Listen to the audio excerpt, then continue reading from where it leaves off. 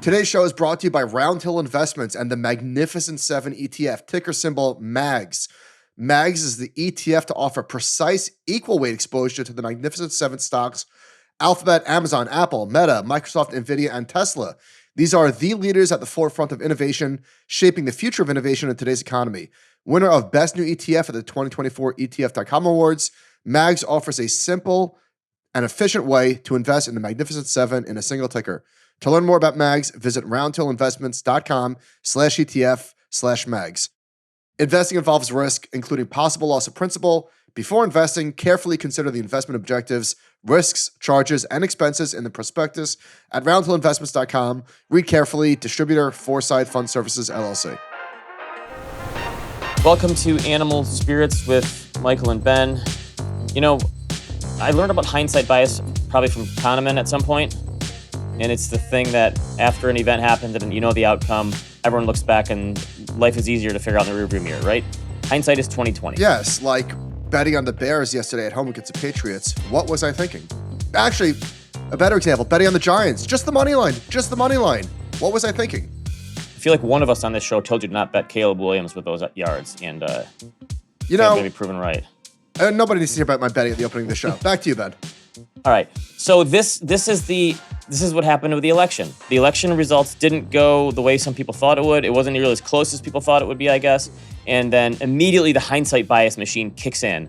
And then you look at these stories and you go, oh yeah, oh of course, oh. But it's just funny because most of the reasons weren't really being given ahead of time. It's always after the fact that the reasons fall into place and you go, oh, of course this is what happened, or of course that's what happened. And did you not experience hindsight bias yourself? Because I sure did. Oh, of course. But it's funny how just quickly that, especially with an election, that happens, and it's like, okay, this and this and that. And I mean, one of my first thoughts were, dumbass, you dumb motherfucker. We've been spending the last 2 years talking about how upset people are with the economy, even though I'm using air quotes, things are fine. Like, why didn't we see this coming? Yeah. So John Byrne Murdoch, I thought, had the chart of the week where he's from the Financial Times, and he says, he has this chart that says, every governing party facing election in a developed country this year lost voter share for the first time that's ever happened. So this goes back to World War II. And you can see the line here. Actually, if you look at the red line, the U.S. is actually near the top. So I guess the U.S. lost voter share, the incumbent, but to a lesser degree than other countries. So this is basically saying every leader in power, or every party in power lost voter share to the other party or the other leader that was running against them. We're all fed up.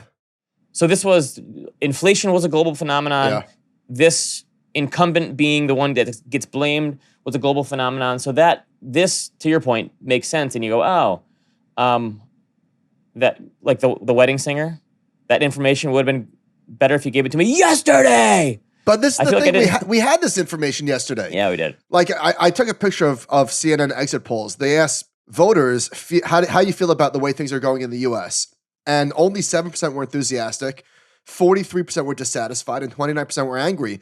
And if you asked us before the election to fill this out, like just take a guess, fill this out, we probably would have been relatively close and still were surprised at the outcome of the election. What? Right? Yeah. I would say dissatisfied and angry is probably a little higher than I would have thought, just because it still was a, 49-48 election or something. But yeah, those are very high. Just further evidence of what we're talking about. Jeff Stein tweeted, roughly 67% of voters rated the economy as not so good/poor. 67%. A shockingly poor number amid a hot labor market, booming stocks, much lower inflation, growing GDP, but widespread voter dissatisfaction with the economy has been clear for years. So, Ben, you're right. This has been a week of narrative gymnastics and hindsight bias. And an economist tweeted, economists are going to have to reckon with the fact that the public would have preferred a slower economy or a slower recovery with much higher unemployment as long as prices have been stable. And come on, that's obviously not it. And so Cullen chimed in. Cullen Roche said, people are mad because many economists spent the last few years saying government spending didn't cause inflation, inflation didn't hurt people, and that it was okay to spend more money on broadly unpopular policies like student debt forgiveness.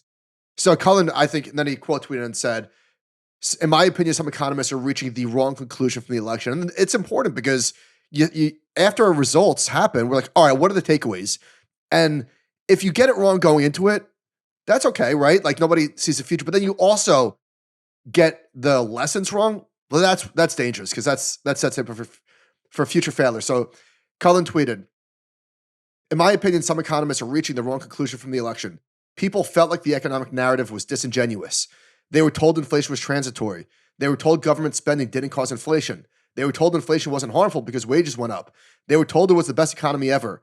They were told we needed student loan forgiveness, wealth taxes, rent control, and other fringe ideas that were broadly unpopular.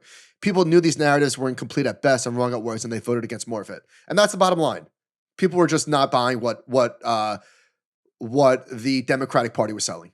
I think the other thing is that you can't expect economists to be the ones that bring this message to the people either. Like I don't think you can put blame on the economists, or I don't think you could, if it went well, you could give them credit because people aren't going to get their news or their information from the economists. So I thought, blame the people that lost, that were trying to deliver a message that clearly didn't resonate at all. So after this kind of stuff happens, I don't want to hear, when I'm trying to parse through like the reasons and like figure out the actual lessons, as you said, I don't want to hear from either side that's partisan, because the winning side is going to say, hi, told you so. And then the losing side is going to say, oh my gosh, everything's on fire. We need to burn it down and start over. I prefer to listen to people who aren't partisan, or that I would never know your political opinion. So I thought that Michael Semblis at JP Morgan, from an economic perspective, had the best take I've read of anyone. And that's the kind of guy where he tells it like it is. I wouldn't be able to parse through what he says one way or another. Like this, he's a staunch Republican or he's a hardcore Democrat. Like you wouldn't know because he just looks at the numbers. And that's the way that I like to view the world. I read the same post and I just thought this screams RFK Jr.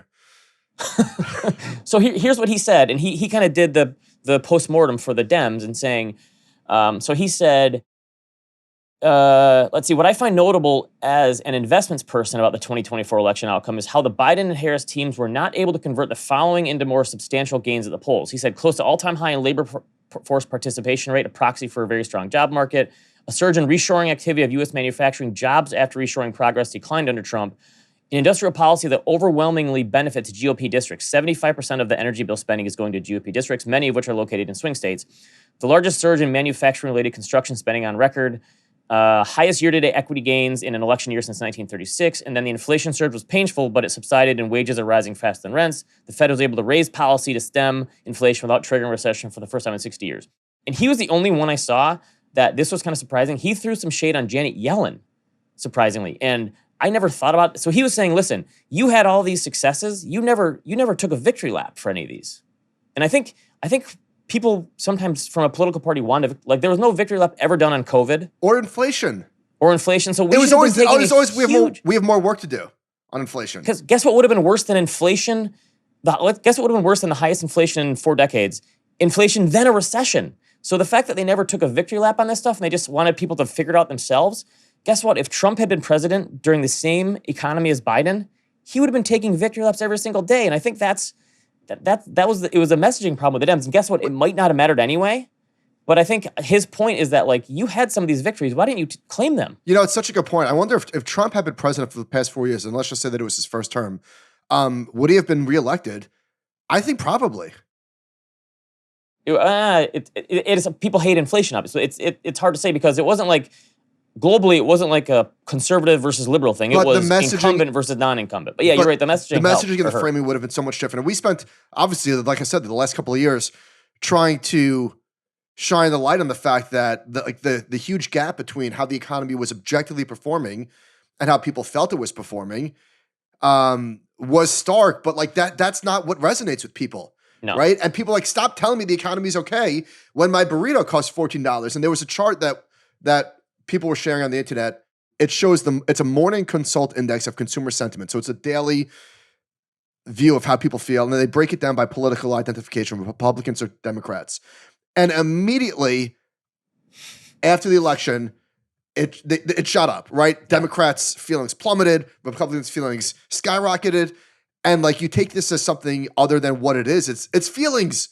That's it. Feelings rule everything.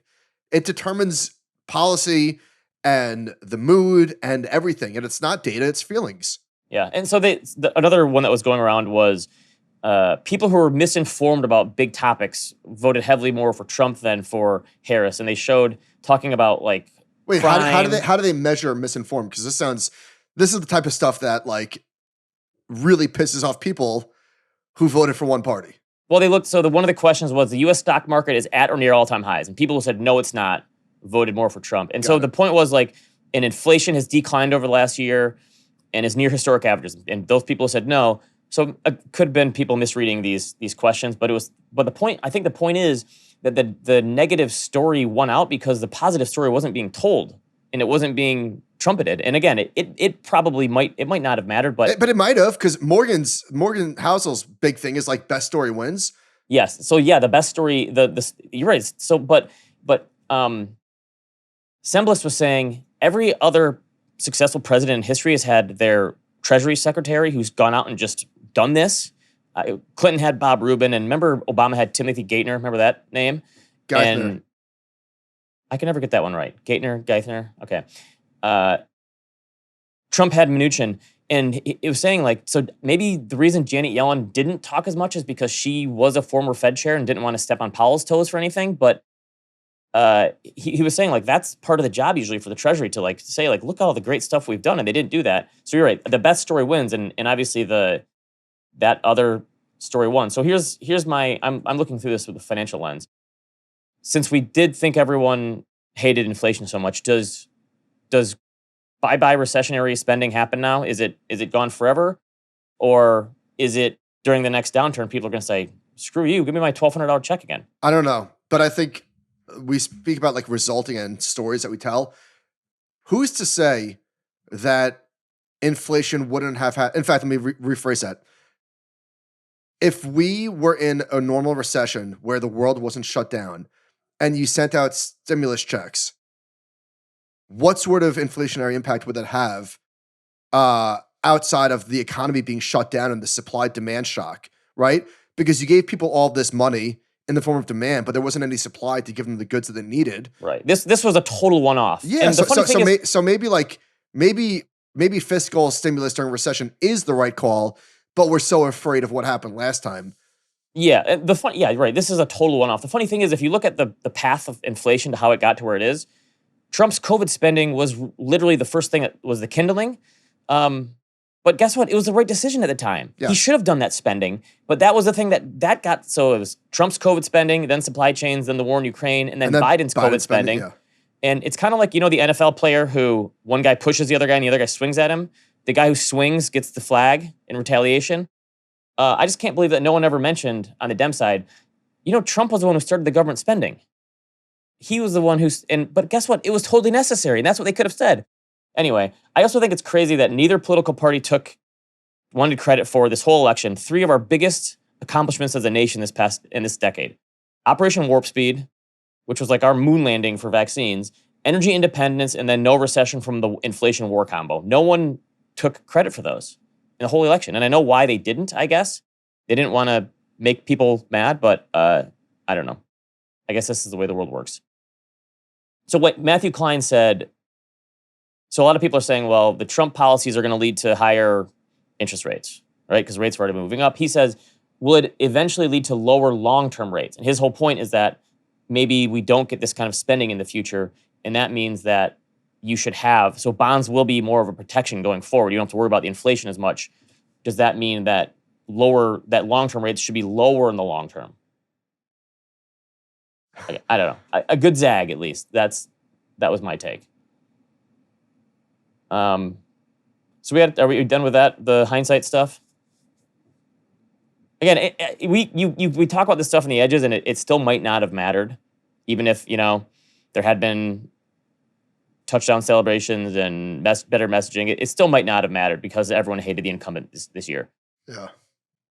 So we have to give Theo his due. I guess this is the Shaq meme. I owe you an apology. I wasn't really familiar with the game. There was more stories on this Theo guy in France who did his own polling. The polymarket whale. The polymarket whale. I still stick with my idea that if he literally had $30 million in liquid assets and he bet it all on this election, I still think that's a terrible decision from a risk management framework.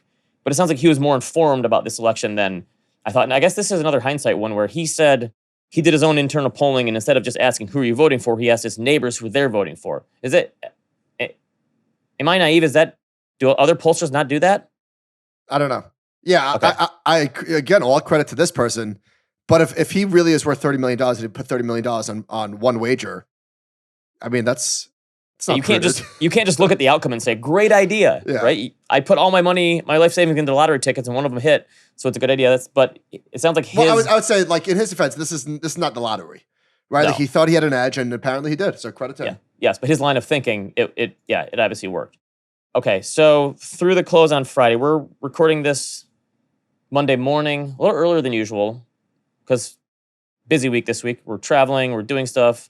Michael has games to go to today. My kids didn't get Veterans Day off. What's the deal with that? Your kids did, mine didn't? I never know how the national school holidays work. It seems like everyone's on a different schedule. It is. Which I think somebody said, we spoke about this last time, it's for like vacation travel purposes, that if everybody had the same schedule. Oh, okay. That makes sense. I could see that. Well, we do like a mid-fall break, and we already had it, so I think that was kind of our Veterans Day. So through Friday, the S&P 500 is up over 27% this year. So we're closing in on 30% gain. Everybody in the pool, I looked at this. 30% years. 18 out of the past 96 years for the S&P 500 have finished up 30% or better. So that's roughly 20% of the time, from rounding up. There's also been 8 times where the S&P has finished the year between 25% and 30%. So if we did 25% and up, now we're talking 27% of the time. It happens a lot more than you would think. Samra tweeted from S&P, 50 all-time highs this year, the 7th most in a calendar year. Wow. I was wondering this. I was going to look this up. It's so crazy how much the market is up since interest rates hit 5%. Or since cash rates hit 5%. Yes, and they've only lowered rates 75 basis points, so rates are still above 4, whatever. 4 really unbelievable. If you like hit out in cash in like early 2023 or whatever. Yes, if you timed the market and went into T-bills, you are. Which seemed like a reasonable idea at the time. Yes. So last week we talked about a study on the difference between the highest valuation stocks and lowest valuation stocks. And I think I was saying, well, isn't a lot of this just the biggest stocks? And Torsten Slok had a chart saying that the average PE of the top 10 companies in the S&P is almost 50. Pulled up by Tesla, which is like 120 or so. But Broadcom and NVIDIA and Eli Lilly, would you have thought Eli Lilly is trading for 62 times earnings?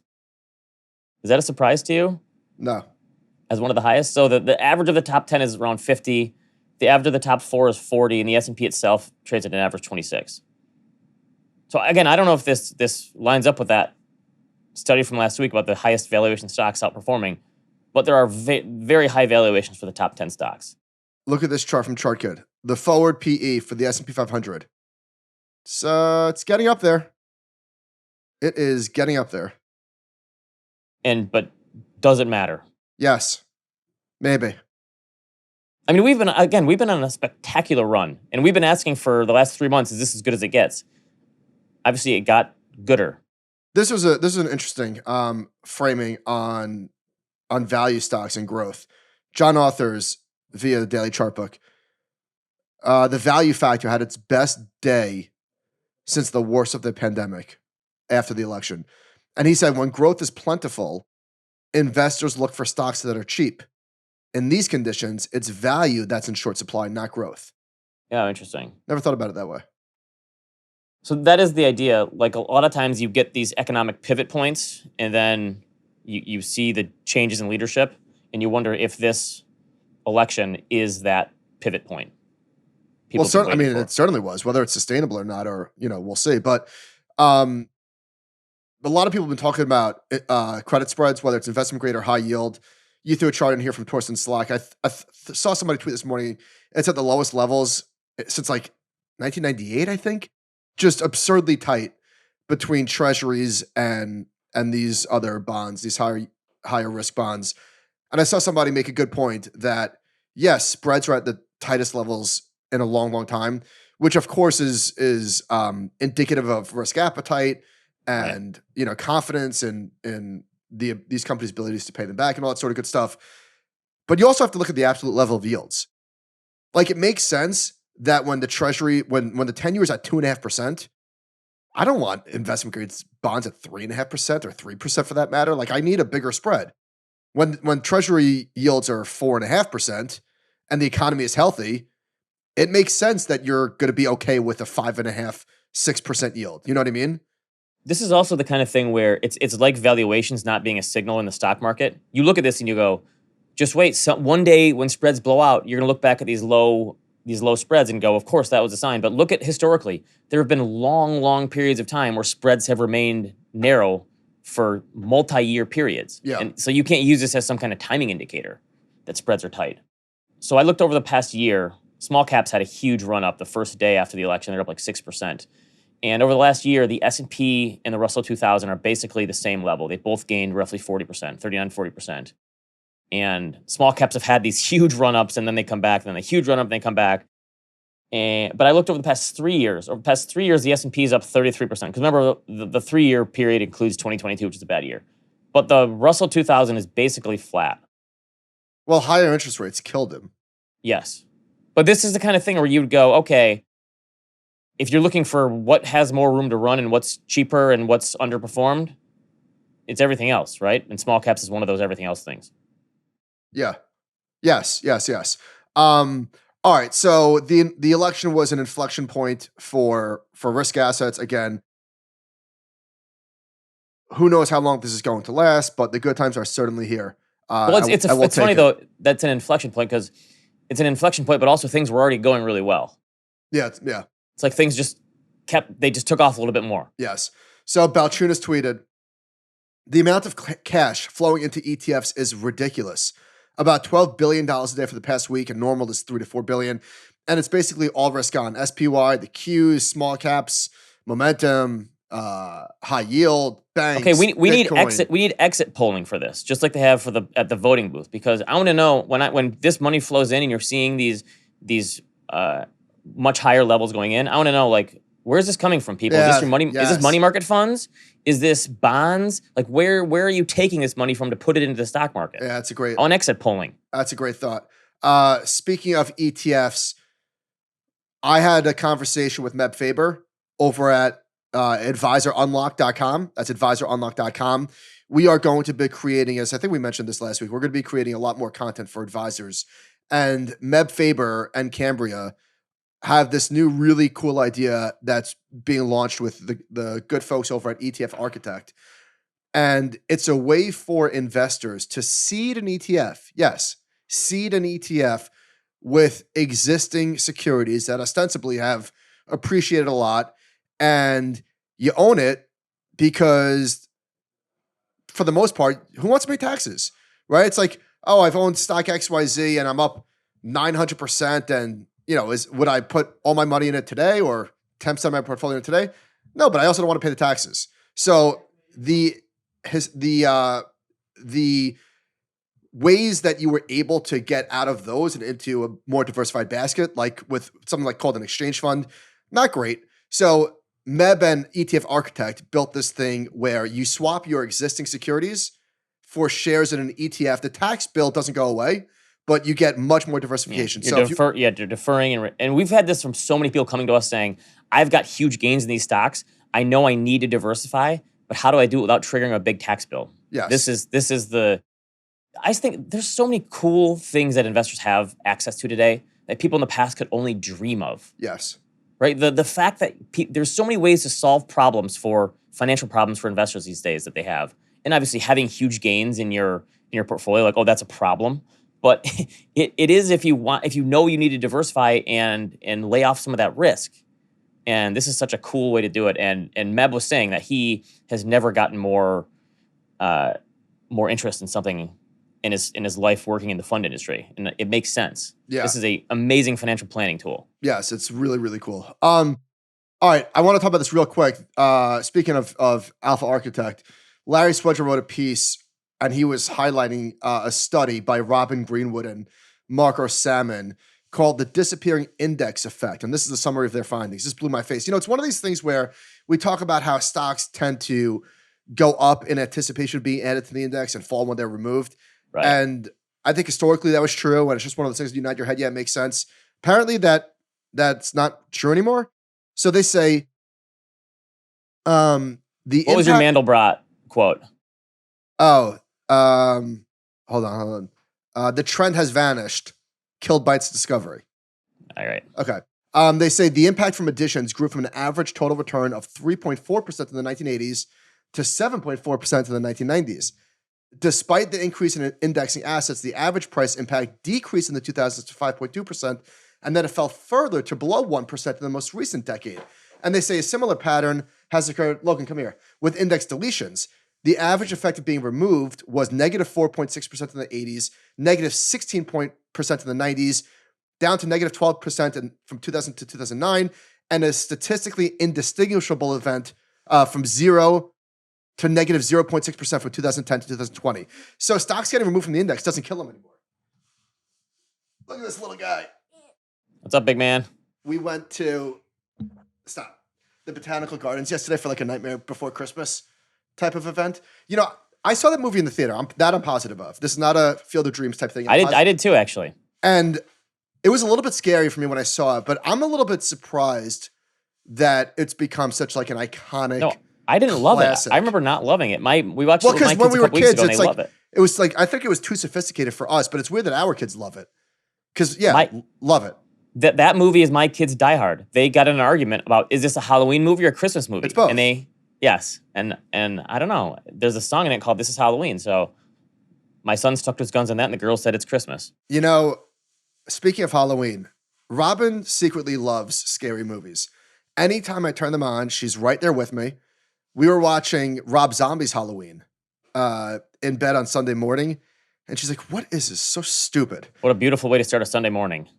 And that movie's a bit demented, but she liked it. She said this is so dumb. She was trying to like poke holes in the plot. How did he get back home?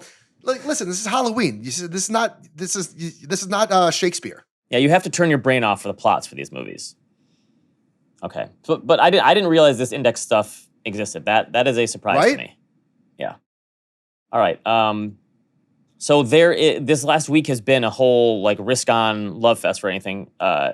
Connor Sen tried to look at the other side of the economy, and I think I mentioned like we're at the sweet spot of unemployment and inflation and all these things, and the question is like, does it last? And he said Trump took over a stable labor market in 2017 with the unemployment rate falling throughout the previous year and payroll growth steadily rising at roughly 200,000 a month. That's not true this time around.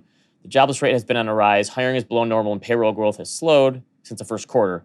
You wonder if the sentiment numbers actually change that, if hiring picks up again. That remains to be seen. Then he mentions the fact that mortgage rates are higher, and they are moving even higher because of Trump's ideas. And he says, Trump's ideas on tariffs and immigration restrictions may be what voters want, but they represent a risk to the economy next year at a time when consumers are feeling the sting of higher borrowing costs and important aspects of the economy are cooling. It's possible this all works out fine. Trump is famously unpredictable when it comes to his promises, and we don't know exactly what the future holds for Biden's programs or for Trump's proposed tariff or tax cuts. What is clear now is that Trump has inherited an economy that isn't easy to manage, and his campaign promises may only make it harder. So this is where I think a lot of people don't know what to think, because does he actually follow through with what he said he's going to do, or does he rip up that playbook and just start fresh and see what happens? That's where the handicapping is impossible right now. Did you know that, so the S&P 500 just crossed 6,000? Okay. Do you know where it was at the lows in March 2020? Oh, you slacked us this the other day. What was it? 20-something? 2,200. Wow. Oh my God. That was a generational buying opportunity, right? And remember, like, maybe for a year, we were asking, like, will we ever retest those lows? And ever is a long time, but I don't know. I hope not. I mean, at this point. So we were at 666 was the intraday low, I think, on March 2009. And so we've gone from 600s to 6,000. I think the Dow went from 5-something to 44,000. Unbelievable. What a run. All right, so everyone is in on the reflation trade, right? Rates going higher, worried about inflation. CBS News tweeted this out. As Donald Trump readies to return to Oval Office, U.S. retailers that depend on foreign suppliers are prepared to pass along the cost of his proposed import tariffs to consumers, potentially leading to higher prices for a range of products. Now, I had someone in my family this weekend say, hey, what's the deal with this tariff stuff? I don't know what these are. I've never heard of them. If you had to put a percentage on it, what percentage of the election knows what this is or what it does? 2%. Pretty low, right? Yeah. But once people learn what they are, they're going to be pissed, obviously. So that's what I like. Will he actually do it? Well, I think from a financial lens, the good news is this man is a narcissist and he cares deeply about the scoreboard. And the scoreboard is the stock market. And so I do think that his goal is not to do any harm to the economy or the stock market. And his economic policies perhaps may be misguided. And if they do damage to the stock market or the economy, I think he'll back off.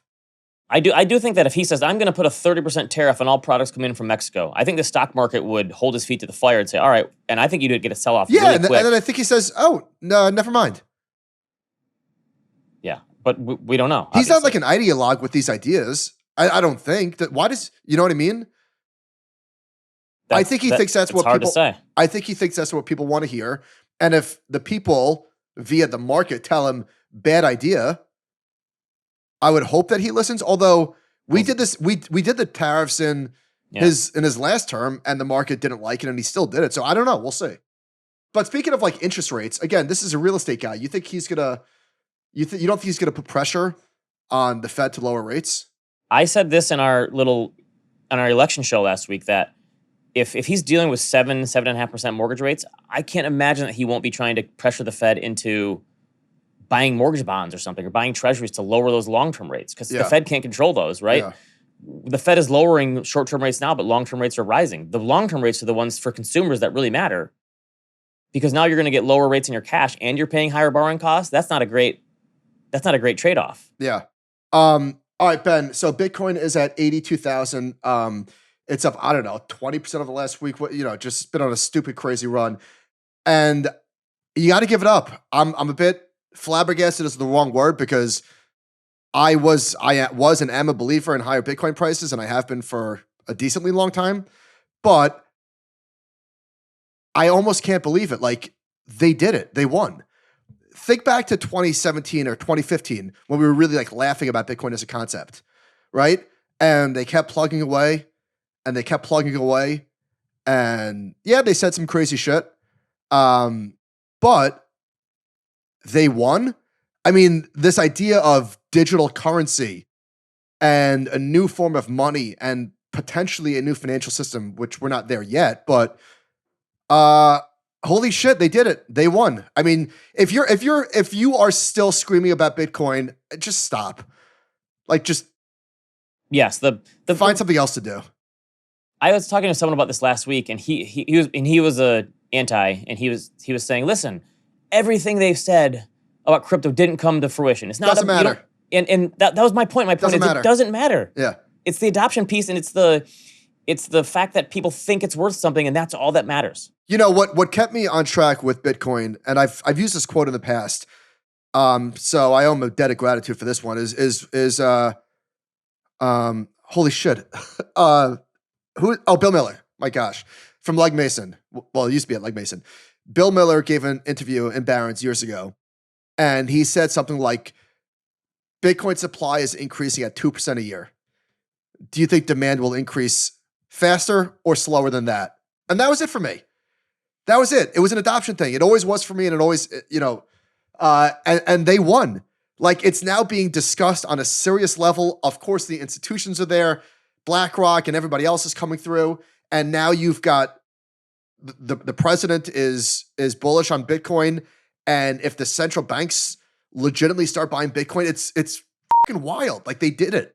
So someone sent us this meme that was going around, and it's a guy holding a coffee with a vest on, a finance bro, saying, I don't understand Bitcoin, but you're wrong about it.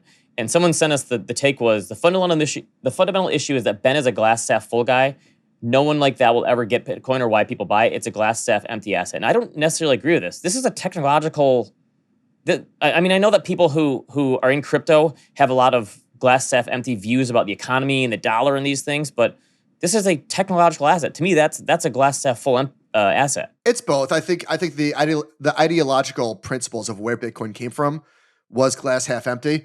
But I need to defend Ben's honor here, because Ben owns probably a lot more Bitcoin than, well, not probably. Ben owns a lot more Bitcoin than this emailer thinks. So credit to Ben. And I bought it in 2017 because I didn't want to be this guy. I didn't want to be the guy beating my head against the wall going, no one understands. Like, I bought it because I wanted it as a hedge. Like some people call it schmuck insurance. That's what I wanted. I didn't want to be a schmuck screaming about it.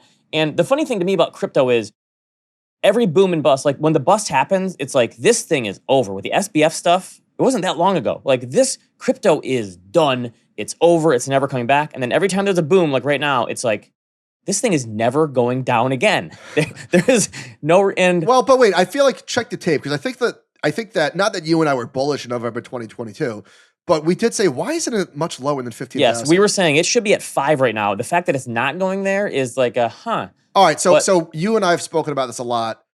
Not a lot. We've spoken about it more recently. When do we sell? So for me personally, I've always said I didn't ride Bitcoin from 70,000 down to 15 just to sell when it got back to even. And it's the only asset that I could think about owning that has asymmetric upside. So for me personally, I think I'd rather sell late than sell early, but at 100,000, I will be forced to lighten up a little bit. That's my line in the sand where because it's already gone nuts. And again, it's gonna feel like you're gonna feel like an idiot. So here's my plan. I will not feel like an idiot at 100,000. I will have way more money in Bitcoin than I ever thought I would. The only time I've ever sold is to do tax loss harvesting. So I have more money in it than I would have ever thought. And when it hits 100,000, I'm going to sell half of my position. I'm gonna do the regret minimization thing. I'm gonna follow my own advice. I'm selling half, that's the Grand Rapids hedge. Yes, but either way, if I go to the extreme, I'm gonna probably feel like an idiot. So this is the way that this takes away the feeling of being an idiot. So I still have some on the table, but I'm also locking some in. And then guess what? When it inevitably crashes in the future, because it'll crash at some point again. Yep. Then I'll probably buy some more back. Anyway, just like stepping back, they really did it. And listen, it pains me to say it. I don't know if it pains me to say it because I do own it. So let me credit where credit is due. Yeah, credit where credit is due. It doesn't pay me to say it. They won. It is wild to think about, right? Like they had this idea of a digital currency, and it sounded like insane. I've told this story. They willed it into existence, and so credit to them. I've told this story before, but I was at a speech and Muhammad Al-Arian was talking about it. This is like 2009, so Bitcoin was still, the white paper's out and stuff, but no one owned it. And they asked him, like, do you think that we could ever create another asset class? And he kind of said, well, no, everything's just a derivative of what's already out there. And crypto literally is a new asset class. I'm not like throwing shade at him for saying this, but like no one thought that this was going to be an asset class like this back then. Yeah. All right, so Michael Saylor is still going at it. This beautiful maniac is buying. He bought 27,000 between October 31st and November 10th. He bought 27,000 Bitcoin for $2 billion at an average price of $74,000. So I don't know if this man is a genius or a maniac or both, but they have $11 billion. They have $12 billion worth of Bitcoin right now. That is kind of scary. Like, is this guy going to become the richest man in the world? It is nuts. I mean, the stock obviously is going crazy. The reason that I'm going to be okay selling a little bit is because the crypto people are getting very cocky again, and they should be. But someone pulled what we were saying about Michael Saylor last week and put it in a video and sent it around to a bunch of crypto places, and people tagged me on it. And they always use the word tradfi. Like look at these two tradfi analysts talking about Saylor, and then I sent you this, and they compared Michael Saylor to Nikola Tesla and the Wright brothers, which again, it's worked out for him, but that's why I'm going to be okay because people are getting really cocky again. Well, so but they deserve to be cocky. They won like the biggest prize of all. They do. But the Wright brothers, that's a little far. All right, so flows are going nuts.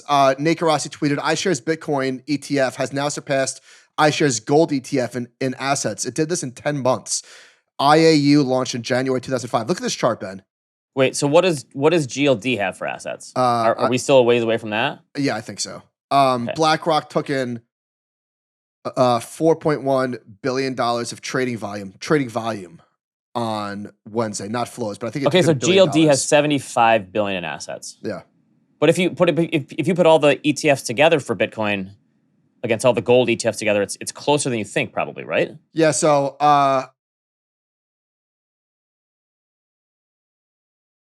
yeah, I guess is this advisors? Like, where is this money coming from again? At this point, I mean, the people who are just getting in now, And this has to be more hedge fund institutional trading momentum plays, right? I would think. I can't imagine that advisors are now like en masse. You know what I mean? I'm not speaking for all 30,000 advisors, whatever it is. I'm sure there are some that are putting their clients in today, obviously. Right. But like a wave of advisors all of a sudden chasing. That's not how advisors behave. Right. Yeah, I don't think so either. I mean, yes, but this obviously feels like a momentum thing to me. You want to talk about this house thing? What is this? We on crypto? Oh, Sean sent us this, which, by the way, a lot of people pointed out that Sean is actually an Irish word, and listen, we know that words come from different dialects, and that's what makes words that don't look right to pronounce, but I'm just saying, let's just start over. Every word has to look like it sounds. That's all I want. I get it. There's some history there, but Sean is seen. Well, there's an alternate spelling, of course. It's, Sean Kemp. Yes, that's true. So Julie Chang tweeted this out. This is a top-selling Lennar home community north of Houston. The house is currently listed for $163,000. It's 2-bed, 2.5 bath, 1,000 square feet roughly, and saying like these things are selling like gangbusters. And I think we need to make more of these. I don't think people realize that the houses our grandparents were buying in the 1950s when they came home from the war, they were this size. They weren't 2-story; they were flatter, but that's how big they were. Where do you put 1,000 square feet? Where do you put the boiler in this house? And is there room for a bucket? Did you get it fixed yet? Yeah, of course. Okay, but I can see the appeal of this if you want to become a homeowner. Yeah, it makes sense. I looked at the pictures too; it's pretty nice. All right, a bunch of people sent us this after I said, "Where's our private credit index?" And they said, it's been here for a while. Cliffwater Direct Lending Index. This thing exists. Covers $315 billion of assets and 15,000 loan holdings. It's gone back a ways too, I guess. Middle market corporate loans. Okay. I'm not going to lie. I've been involved in some way with private investments for the last 15 years, maybe longer than that. And I still like the middle market, mezzanine, like some of these phrases. Well, I think middle market is just like it's like mid caps, right? It's like it's like a size thing. Yes, but I feel like they made those terms up to like mezzanine. Yeah. Mezzanine. That's a balcony, right? Yeah. Just speak English, damn it. Yeah. All right. I listened to a call this week for Great Quarter Guys, Zillow, and Zillow was up like 20% the day they reported. And how do I know this? Because I still own the stock. One of the very few individual stocks I still own. They've had a great year, so. There's a gap up at 84, so more room to run. That gap's not going to get filled? Oh, we're filling the gap. We're filling the gap. But how does the 20% gap up get filled down? Or that's a different gap? Perhaps. Okay. At a later date. The interesting thing to me was how much their whole presentation was about the rental market. And I think they just see the writing on the wall that housing activity is probably just going to be low for a while. It's hard to see housing activity all of a sudden just come roaring back. Oh, is it the 7% mortgage? Like what gave that away? That might be it. So they talk about the rental market, and they talk about how there's, 26 million units that are single units, 22 million that are multifamily, and they look at kind of their TAM of this. But I thought the interesting thing was the amount of turnover that occurs in these. What was it? Oh, average turnover is like 35% of online listings. So it's like they call these long tail multifamily units. So less than 25 units, more than 25 units. And it's 30% for the long tail, 40% for multifamily. Are those numbers higher than you would have thought for rental turnover? That's very high to me. I don't think so. How long do the people stay in a rental for? I don't know. Yeah, I guess so. I mean, I guess that's the whole point. It's more flexible. 40% turnover every year? It seems like a lot. I guess it happens. All right, Duncan is none too pleased with DoorDash. Welcome to the club. New DoorDash nightmare for everyone to be aware of. They allow restaurants to recharge your credit card after an order is placed if they need to adjust the price. So I just ordered 2 entrees that were $19.99 on the menu. 20 minutes later, after placing the order, I saw an additional charge pop up. They adjusted the price from $19.99 to $28 per item. Is this just a New York thing? No, he doesn't live in New York anymore. DoorDash told me there's nothing they can do. Yeah, this is nonsense. He's mad at his private burrito taxi. All right, Scott Galloway had this. He talked about how this was another hindsight bias thing. Everyone said, okay, podcasting was the thing that really swung the election. And he looks at the median age of audiences by cable news and primetime TV news and newspapers and talk radio and magazines. And all of those are 50 plus. Cable news is 70, is the median age. Primetime TV is 65, is the median age. Podcasting is 34 for the median age. And I think that from our experience of talking to our audience, there's obviously a wide range, but that seems to make sense to me. But what happens to cable news? And when a generation dies off, do we graduate into it? It goes like this, and then like eventually it'll peak, and then just whoop, right? It'll just go all the way down. I mean, like when that generation dies off, does cable news die off with it? Like, or do we just graduate into it? Do we become our parents? Well, we do become our parents. That is a rule of the show. That's what I'm wondering. But can you see yourself ever watching cable news? This is different. We're never watching cable news. This is different. I tend to agree. By the way, one thing that we can all rejoice on is the fact that there's no more election commercials. Oh, thank God. I appreciate Bill that. Burr made a good point. He's like, why do we drag this election out for a year? It did seem way too long. I think it should be like 2 months. That's it. Yeah, nobody changes their mind. You know, I'm not gonna say what I was gonna say. Let's keep going. I saw the wheels turning. Yeah. I'm not gonna say anything I want to say. That's okay. All right. Wine cork. I got a few good tips on this. Take the bottle and tip it on its side and have some sort of receptacle underneath as some wine will come out. Take something long and thin like a fondue fork. You definitely have a fondue fork in all your drawers, right? I don't even. Is fondue? It's like the cheese, the Meat? melted cheese. Then you dip stuff in it. Oh, You've never been to a melting pot restaurant before? What's the meat that you cook in a liquid? I thought that was fondue. No, fondue is cheese. What's the meat that you cook? I said I am not very cultured or worldly. I don't know about these things. Okay. So slowly apply pressure. But it sounds like basically there's no good way to do this. Okay. All right. Someone also says if your iPhone isn't handy, you need to hang up after a call. Double click either of your AirPods, it'll hang up. Yeah. But what if my hands are full? That's the problem. You know what? Full. I felt like a hypocrite, and I think I told them myself, like, how would I know that the other person doesn't hang up? I guess because I don't hang up. Exactly. I told you this happened with us the other day. It was like a 6-minute call, and we just had a standoff. No one would hang up. I finally had to hang up. We talked last week, and neither of us hung up, and it just kept going. Really? Yeah. All right. So guilty. You know, my mom used to always say a phrase: "You can notice an ant in somebody else, but not an elephant in yourself." Guilty as charged. I guess I don't hang up either. All right. Kept this one relatively quick. I have to go to Kobe's got an all-day lacrosse tournament. Like we're off for Veterans Day, so a thank you to the veterans who served this country and who served this country.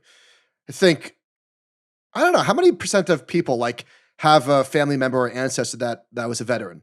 We were talking about this 90%? Today. For most of us, it was, yeah. And we have a handful of veterans on staff at Red Hills Wealth. Shout out to our veterans. All right, recommendations? Are you caught up on the Penguin? No, I'm still a little behind. What have I been doing lately? I don't know. I need to. I will watch it though. I'm gonna binge it. I thought the ending was spectacular. Okay, but it was a one-season show. It's not coming back, or it is? Oh no, it's coming back. Oh yeah, it was. Okay, I thought it was a miniseries. All right, really good. All right, so my wife and I watched My Old Ass on Prime this weekend. We started it. Was it good?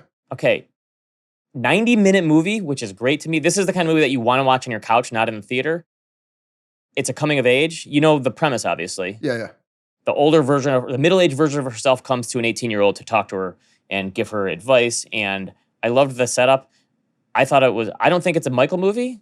I could be wrong, but I really enjoyed it. And the weird thing is that I'm now seeing this movie through the middle age version or the parent as opposed to the younger person, there was a moment where it's a daughter who's 18 going away to college, and she's having a conversation with her mother, and the mom is talking about, like, I feel like I was just rocking you to sleep as a baby, and I'm thinking about my kids going away to school, and I had the same, like, I got choked up at this point where they're talking about the daughter leaving for school, and I thought the ending was very well done. It was, my wife kind of guessed it, and I didn't guess it, but it was really good coming of age movie. You know what? I think it is a Michael movie. How about that? Okay.